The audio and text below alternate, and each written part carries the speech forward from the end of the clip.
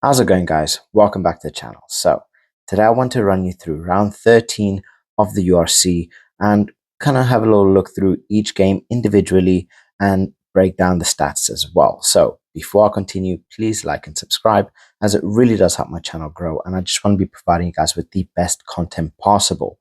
So, let's start off with the Glasgow game. Now, this game was a very tight game. First game on the Friday, and it finished 28-25 to Glasgow, keeping them in second place. And this, like I said, was a very hotly contested game. We had tries for Glasgow from Horn, Stain, Ferguson, and then Macbeth, along with all four tries being converted by Hastings. We had tries from Hodnett and two from O'Brien for Munster. Two of those tries were converted along with two penalties as well. So we had some serious, big performances. There was a yellow card from, please forgive me with this guy's name, Wycherley. So, yeah, obviously they were left without him for a little while, but they still managed to put in a pretty good showing. I mean, we break down the stats. Munster, they held a better possession of the game with 53% to Glasgow Warriors 47%. We look at the clean breaks. Glasgow kind of controlled that with 12 over Munster 6. Defenders beaten, we're looking at 39 for Munster, 30 for Glasgow. Munster did hold a majority of the territory in the game with 57%. And we look at how they played. They really tried to make use of the territory, but Glasgow were a very resilient side and really made a lot work, right? So at points they were really, they were cushioning that attack. They were making heavy tackles, and as we see, Glasgow had 203 tackles to Munster's 162, and taking consideration that Glasgow only missed 39 tackles, whereas Munster missed 30. So they kind of holding around the same tackle success. Munster actually have a little bit better tackle success with 77% to Glasgow 76%. But yeah, they had a very good game. Both teams fighting for it. We saw a brilliant performance from George Horn, who individually kind of killed it. He banged himself a try. He got himself 8 carries, 5 clean breaks, and carried the ball 79 meters. So the guy, he had a really strong game, and we kind of saw it in his performance. And on Munster's side, we saw key performances from Sean O'Brien. He banged himself 10 points, got himself 2 tries, found himself with 2 clean breaks, and yeah, it was a pretty tight game all in all, especially considering the two teams. This is a big clash for them, and it did not disappoint. By no means did it disappoint. So that was actually a really fun game to watch. A brilliant game to start off the the weekend with, especially after the break that we've had. So yeah, really strong game. Moving on into Cardiff and Lions. So the game ended up finishing 2017 to Cardiff. We had tries from Donald and Millard from Cardiff, with both of them being converted, and then 2 penalties from Sheedy. So Sheedy had a pretty good game in terms of his kicking. Whereas the Lions, they got 2 tries in Klapakanye, Horn. Both of them were converted by Lombard, and then Lombard also bagged himself a yellow card in the 73rd minute. So that definitely did not go their way either. But yeah, ultimately, the Lions actually had a pretty good game. We saw the Cardiff a lot on the back foot, as we see in terms of the possession. Possession wise, the Lions actually held 65% of the possession to Cardiff's 35. But yeah, Cardiff, they really were under a lot of pressure throughout the entire game. I mean, we look at the Lions, they managed to beat 19 defenders, whereas Cardiff only managed 12. Um, the Lions held a better territory percentage, with them having 66% of the territory. And this again, this next stat will show just how offensive the Lions were, whereas Cardiff made 224 tackles to the Lions 90, right? They only made 90 tackles throughout the entire game, missed 12 tackles for the Lions. The Cardiff managed to miss 19 tackles.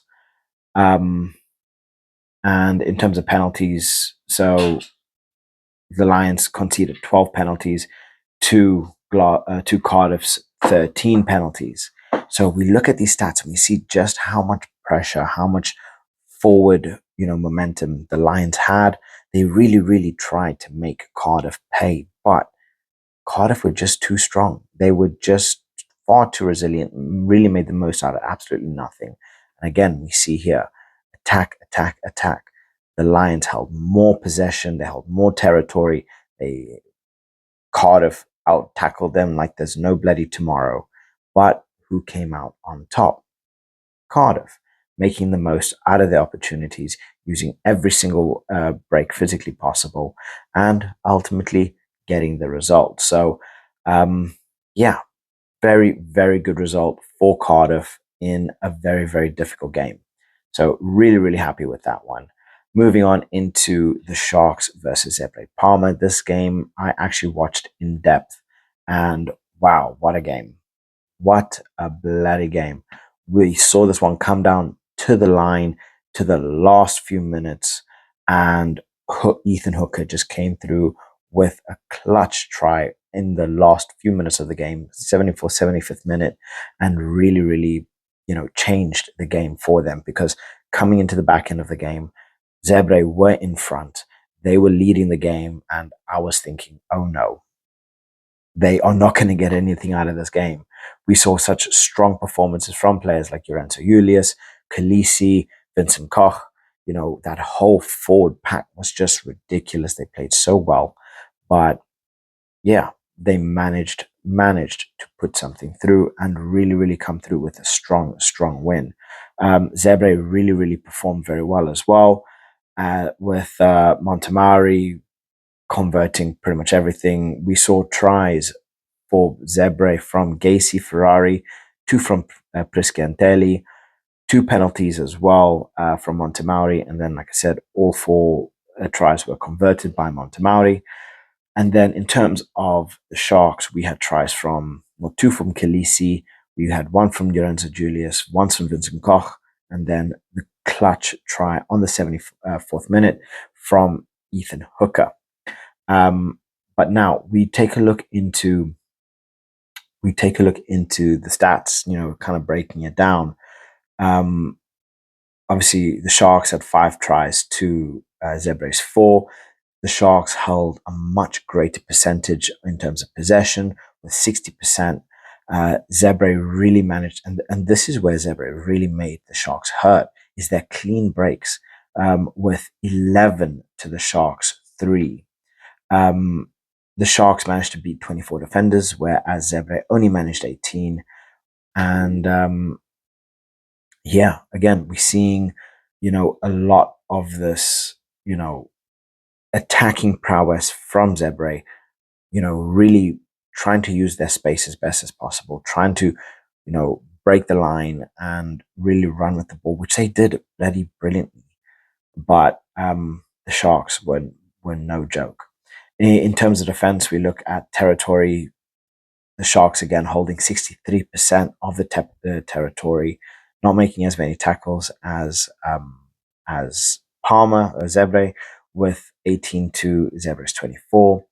The Sharks actually had a really, really horrible tackle success with only a 65%. And if you know anything about rugby, you will know just how horrible that percentage actually is. I mean, Zebre isn't exactly much better with 79%, which is still relatively poor. But yeah, it just wasn't good. Just was not good. And then in terms of penalties, Zebre conceded 10 to the Sharks 4. Um, but yeah, we look at the way the teams played. They played very attacking rugby, hence why we got such a big score. Zebre definitely had a very good second half, but ultimately the Sharks managed to put it through in the late part of the second half and really come through strong, winning by only a point. And that was a very, very crucial point. We look into individuals, Sia Khaleesi racking up 10 points for 10 points for the Sharks, getting himself 2 tries, buying himself 8 successful carries. Uh, and then he managed to beat 4 defenders himself. In terms of meters, we see Makazola Mapimpi getting 106 meters to Geronimo Presciantelli's 114. And yeah, they had some serious, serious players on show here. Sia Khaleesi putting in a captain's performance, but ultimately, you know, the Sharks just had a little bit too much. I mean, Zebre they actually they're sitting last, the second last in the table, but that didn't stop them from putting in a solid performance up against the Sharks. So that was a very, very entertaining game to watch. So if you get a chance to watch the highlights of the entire game, I definitely would say catch that. Moving on into Benetton, 21-18. We saw tries from Mendy, Odogwu, and Izakor for Benetton, 2 penalties from Umaga, and none of the tries were converted. In terms of Edinburgh, we saw tries from McCann, Ashman, 2 penalties from Thompson, and Thompson managed to convert one of the tries. We did also see a yellow from Edinburgh from Muncaster, and then a red card from Tuipulotu. So that didn't exactly go very, very well for Edinburgh, but otherwise they put in a pretty good show, banging himself. So Edinburgh getting 2 tries to Benetton's 3. Benetton did kind of hold the possession with 57%. We saw 9 clean breaks to Benetton, 22 defenders beaten, 3 offloads. And in terms of defense, we look at Benetton's territory, 61%, 110 tackles, 20 missed tackles, an 82% tackle average, with 5 turnovers won. So yeah, they played. You can see why they won. Managed more possession, more territory. They beat quite a few defenders, good amount of clean breaks as well, but ultimately putting in a very, very strong performance. So yeah, Umaga definitely had a very, very good game, but same thing with Nacho Brex, banged himself 8 successful carries. But yeah, otherwise they played very, very well. Odogwu had a very strong game, carrying 87 meters, getting himself 3 clean breaks as well. So yeah, absolutely, absolutely brilliant. Moving on into the Bulls versus Leinster. Now, this was by far the biggest upset of the entire week. I was expecting Leinster to win, and honestly, everybody was kind of seeing Leinster winning up until the last few minutes. Like seriously, the last few minutes. Well, I say the last few minutes. Literally 4 minutes into overtime. Into overtime, Creole managed to get a try, but all the back and forth that led up to that, from scrums to restarting, the ref literally said, I'm going to happily restart until we get this right. Leinster conceded a penalty. Guess what? Creole comes in, clutch, perfect, exactly where it is. The crowd was going ballistic even before it went through the posts because they could see where it was going. But yeah, break it down. Vodacom Bulls 20, Leinster 1. Tries from Grobela on the 70th minute, and then tries from Leinster from Barrett and Osborne.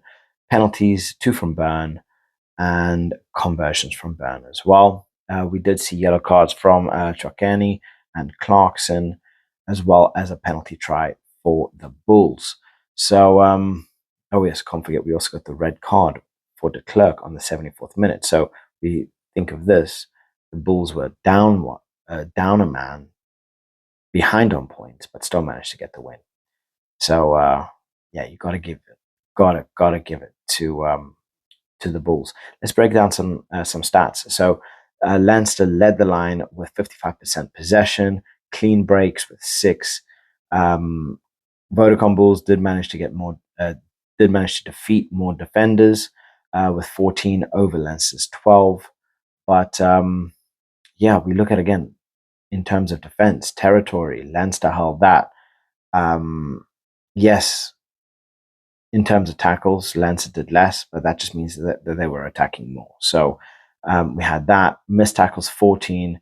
They didn't exactly have the best tackle success with 79%, and 6 turnovers, 1.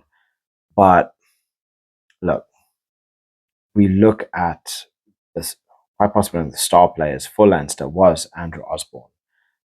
He bagged himself a try, 6 successful carries, two clean breaks, 2 defenders beaten, 79 meters run.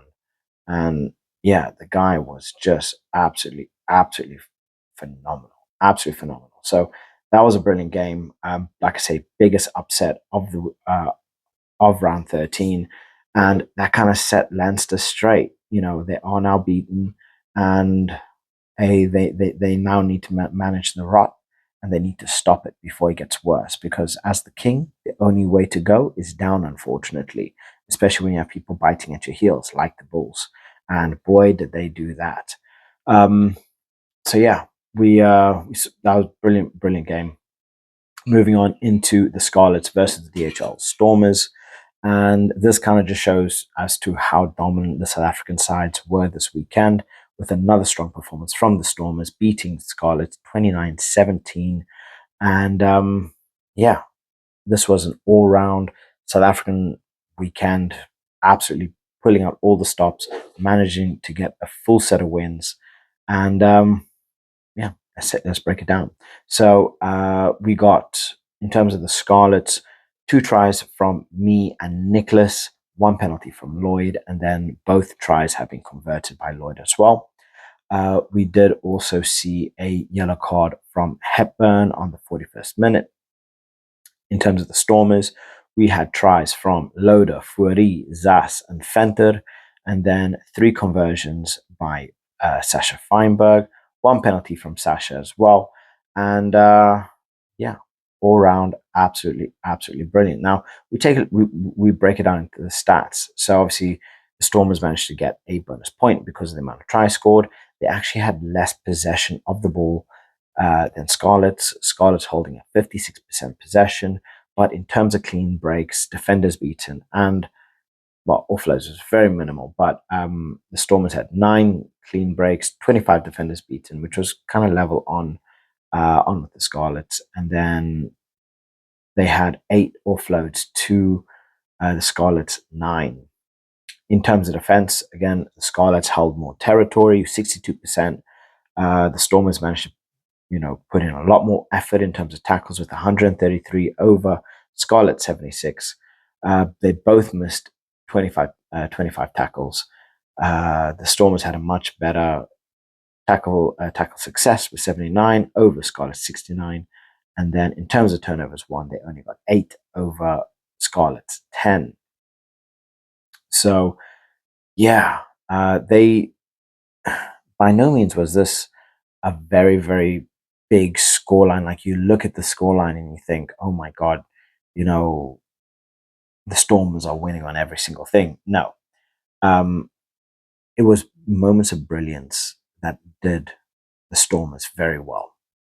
it was players, individual player performances that really did the Storm as well, because this game could have turned out very differently, but for sheer brilliance from the Stormers. Absolutely, absolutely sheer brilliance from the Stormers. So, yeah, that was another brilliant game. I definitely would say watch the highlights if you get a chance. But yeah, South African sides playing very well, getting the job done. Moving on into Dragons and Ulster.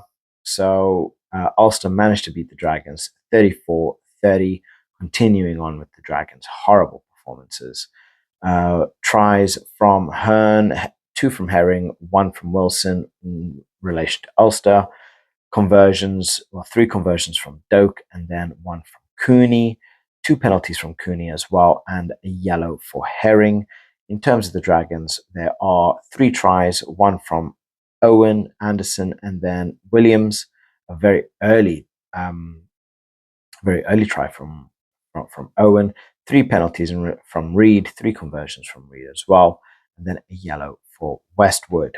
So yeah, you know, again, a very strong performance, but ultimately, this was a this was one of those that Ulster deserved to win from their play, and they deserve to win well. So Ulster banging themselves a bonus point with four tries. They held 61% possession of the game.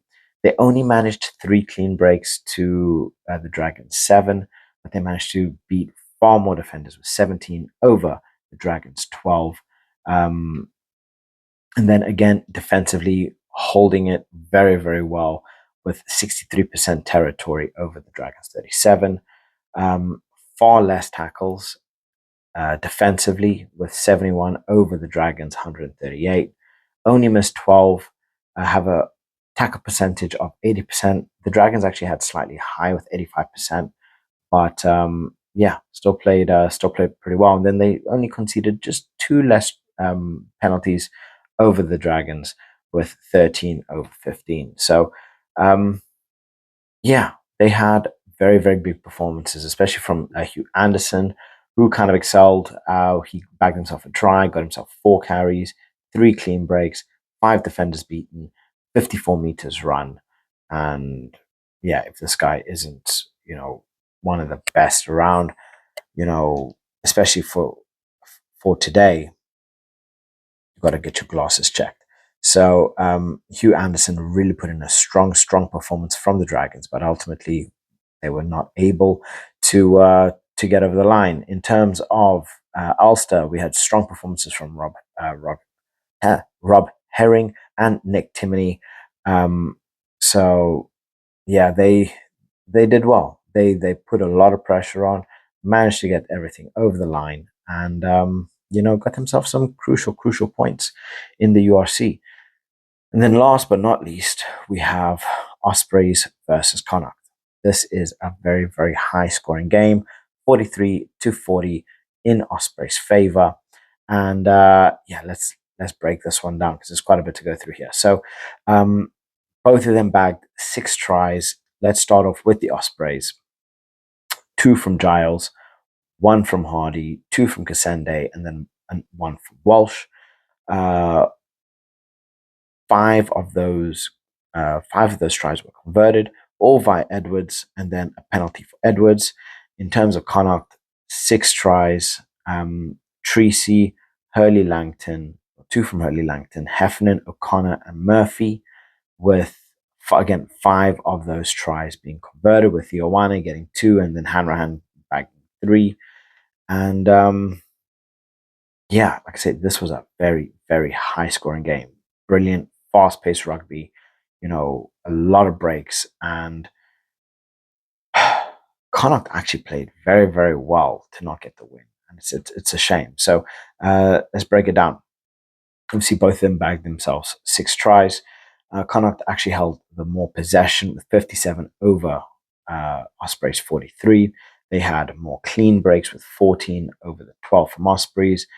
Defenders beaten. This one, Connacht is far superior with 37 over the Ospreys 23. bagged themselves in terms of defense, 57% territory to the Ospreys 43. Um, Far less tackles with 113 over 178 of the Ospreys. Far less tackles missed, 23% to the Ospreys 37. And both of them bagging a very, very low tackle success rate, with Connacht getting 73 to the Ospreys 75. And yeah, they both actually scored pretty high amount of penalties as well. Uh, Connacht conceded 10 to Ospreys 8. And yeah, this was just one of those games that, you know, it had everything. It had some really fast paced rugby as well, which everybody loves to see, some brilliant tries to boot, and some serious performances. So, yeah, this was an absolutely brilliant week. We had highs, we had lows, we had an upset happen as well, and we saw some absolutely brilliant tries being run. So we look into the table. Leinster still sitting first by a good long while. Now you take a look at that, those numbers, there aren't as many zeros there. They finally bagging themselves with a loss to their name. And it still sits Leinster first, Glasgow second, Bulls third, Sharks fourth. We have Cardiff in fifth, Munster sixth, Ospreys seven, Stormers eight, Ulster nine, and then Benetton in 10th. Um, Things didn't go Dragons, Zebra, Scarlets, Lions. A lot of them didn't really get very good performances, which is unfortunate. But the ones on top really managed to put in some serious performances. So yeah, let me know what you guys think. What was your favorite game of the weekend, and well, of round 13, and what was your favorite try? Let me know in the comment section below. This one is a little bit longer, so if you have managed to get through to this part of the video, I really do appreciate it, and I would love it if I earned your subscription. But otherwise, guys, look, have a lovely day, and catch you guys in the next one. Bye.